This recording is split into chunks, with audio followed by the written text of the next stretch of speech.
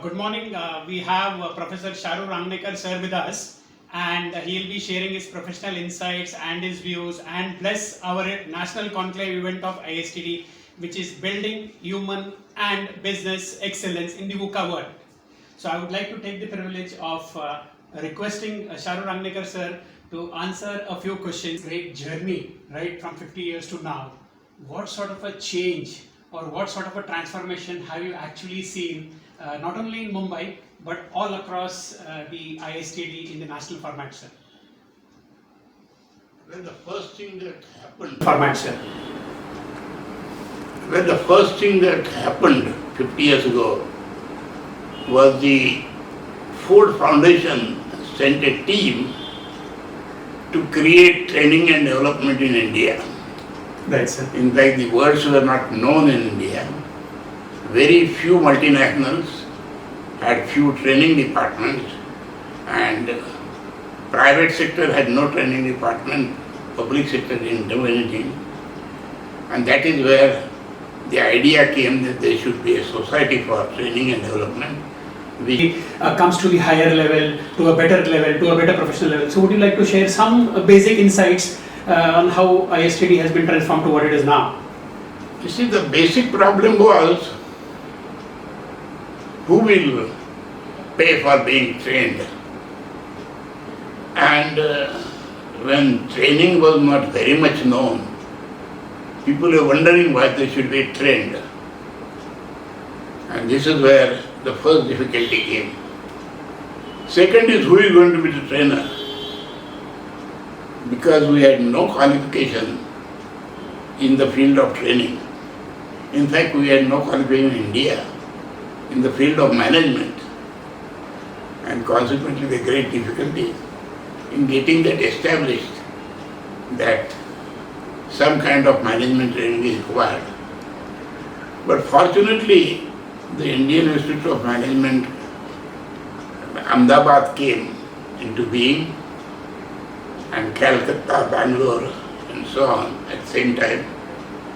And over a period, we had a lot of people who were doing MBA. Initially, people didn't know what was this MBA. They said neither MA nor BA. What is this degree? So this idea of Master of Business Management was not very easily appreciated. But it got settled to the extent today in India we have more than 3,000 institutes giving the MBA, and there are more people in India who get MBA than even in America. True, sir. So consequently, this is one sort of idea that has been really accepted by people, absorbed by them. And basically they have realized, which is the main thing for all young people, when they look at a new qualification, the question they ask is, what is it going to pay? And the payment has been a very important criteria. So initially, when engineers were get 150 rupees a month, they used to call it all pay, means every allowance included in that. To getting to MBA became initially 300 rupees, then 600, then 1000, and then now any amount you say. Lakh of rupees per month is not an unheard of situation. Yes.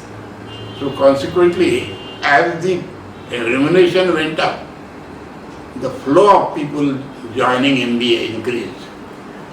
But many of them didn't know what was management and what was management development, management training, and what does it involve.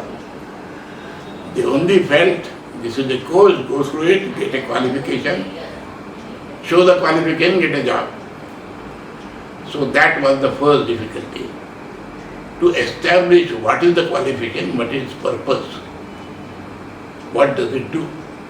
That was the difficulty, and that we had to get over. Thank you, sir. In fact, like you to tell what sort of qualities or what sort of virtues should be a new breed of managers or millennials or the training professionals should have or inculcate in themselves? First and the most important thing, to get a trainer, a good trainer, he has to be a good learner and lifelong learner. Now this is a two-way process, so that has to be understood.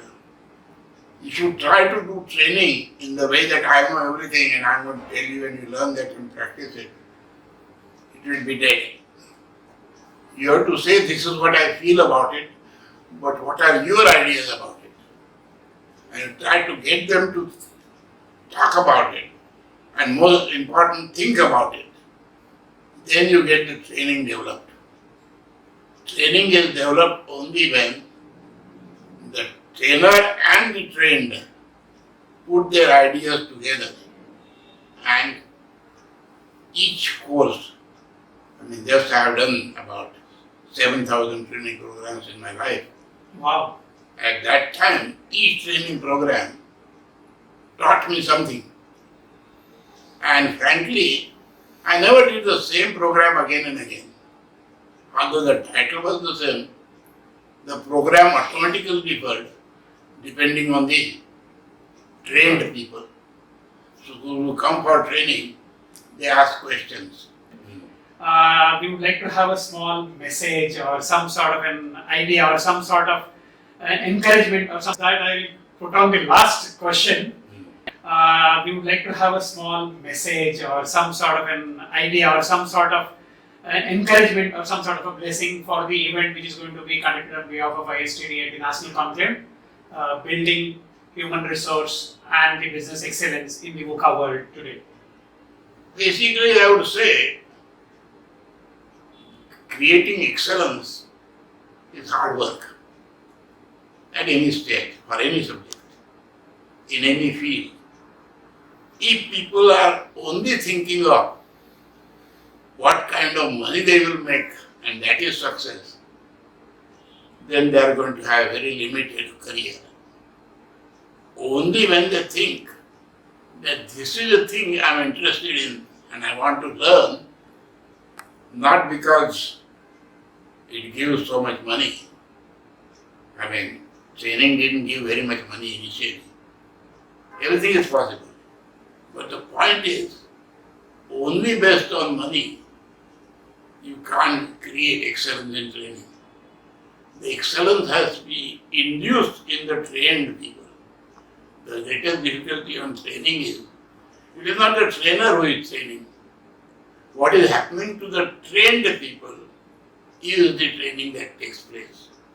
And that is where their intention, their motivation becomes the key factor. And how do you create that motivation? In yourself as well as in your colleagues.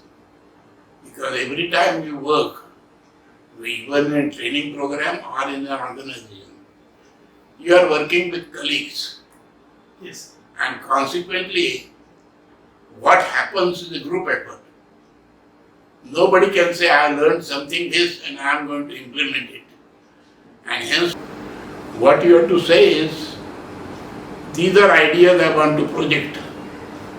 Let me have reaction on that and let us evolve a mode of operation which is suitable to your group, your conditions and your knowledge, and try to develop it to create a development through the people. So I think with that we have got a lot of insights and a lot of ideas and a lot of blessings, and we'll convey this. That is no good. That will not work. What you have to say is, these are ideas I want to project.